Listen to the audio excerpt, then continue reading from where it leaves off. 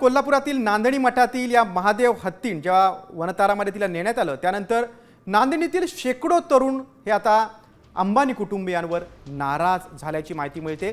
शिरोळ तालुक्यातील हजारो जिओचे सिम कार्ड आहेत ते नागरिकांनी पोर्ट करण्यास सुरुवात केलेली। आपला संताप या माध्यमातून त्यांनी व्यक्त केलाय।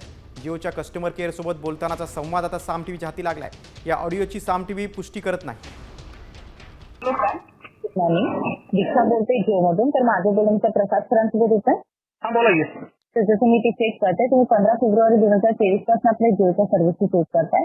जो तुम्ही 40 दिवसांचा प्लॅन घेतलेला आहे याला एक्सपायर होण्यासाठी 15 दिवस बाकी आहे। जो डिव्हाइस करताय तो आहे 5G।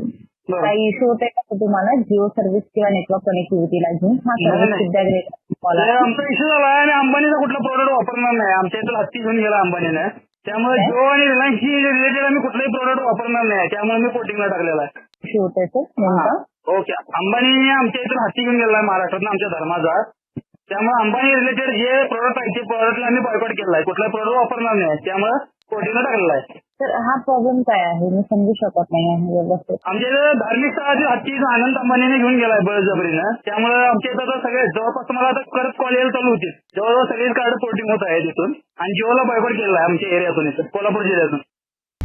आता isakal.com आहे देशातील नंबर 1 ची मराठी न्यूज वेबसाईट।